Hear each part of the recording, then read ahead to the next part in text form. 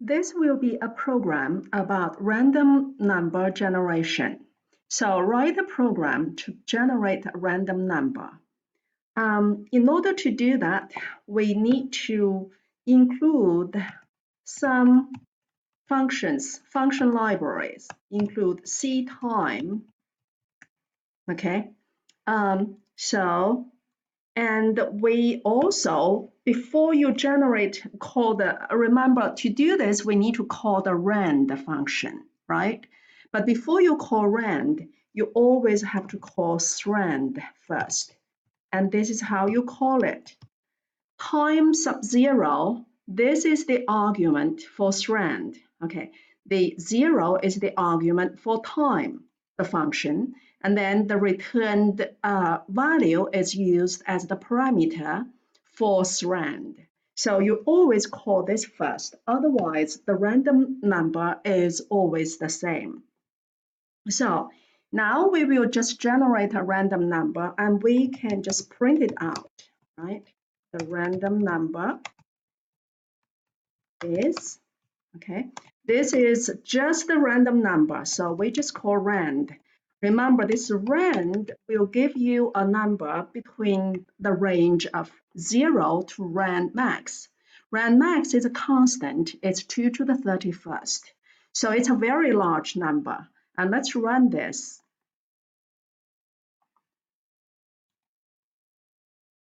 Okay, the random number is 9021. So it's a very big number. And when it's a big number that you don't know the range, it's not very useful. So let's change it to generate a random number in the range of 0 to 99. So this function will generate a number between 0 and 2 to the 31st. If we want it to be 0 to 99, we should do this, modulus 100. Okay, why do we do modulus 100? Because when it's 0, if it generates a number that's 0, 0 modulus 100 is 0. If it generates a number that's 100, it modulus 100, that's a 0, right? If you generate a number that's 99, it modulus 100, it's 99. So it's always going to be in the range of 0 to 99. So now it's 43. And we can actually do this in a loop. Let's do this in a loop so that we can have many of them. Let's do it 10 times.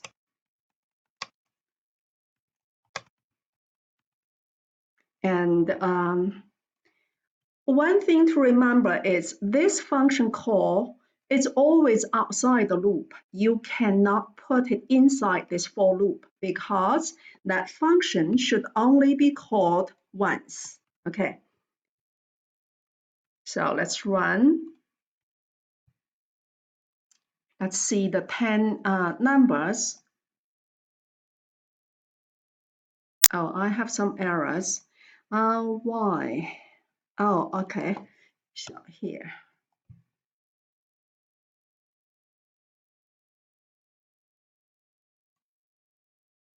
Oh, I generated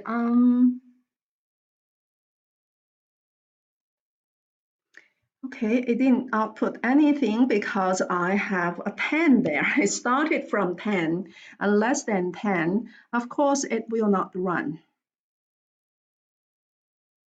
Okay, so now you can see all the numbers are within that range. Okay, that's good. That's between 0 and 99. And now how about between 70 to 100?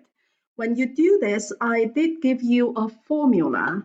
Okay, if you look at the formula,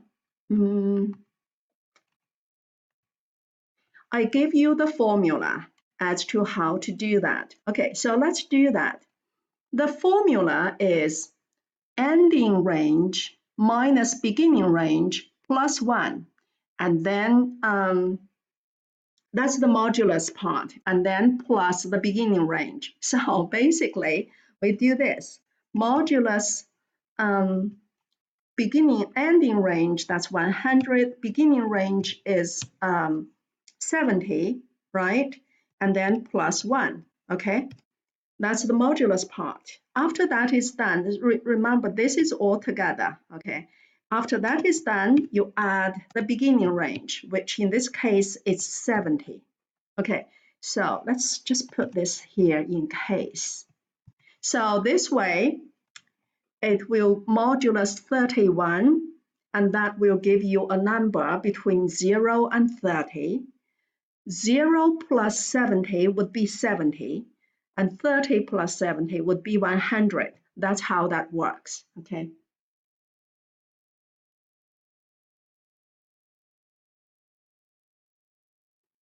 And now you can see 84, etc. So they are all in that range, and that's correct, okay? That's this one.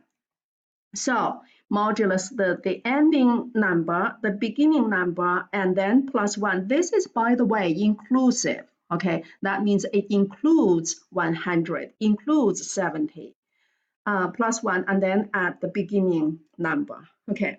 The next one is change the random number to be in the range decided by the user. So this time we need to ask the user to give us the range. So what we do is we need to declare a variable. Let's just call it begin and end. We ask the user to enter, right? Enter the beginning and ending numbers, okay? 2 of them. So we see in begin, end. And then here, this will be the end. This will be the beginning. I said begin, right? Plus 1. And then this would be the begin. Okay, not a good name. Beginning is better, but so let's see.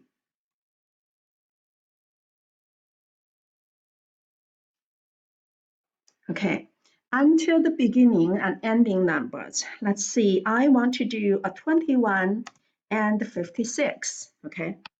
So if you look at these numbers, they are all within that range. That 21, I can close this actually. That's what did I say? 56, 56, and that is 21.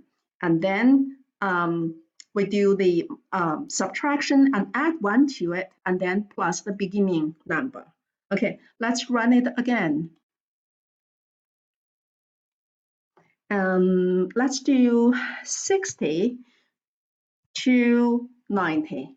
Okay, so if you look at this, all these numbers are within that range. So that's how you generate the random numbers using different ways, either variables or just the literal value. Okay, that's it. One thing, again, I want to stress this, make sure you put this outside the loop. Do not put it inside the loop, okay? That's about it.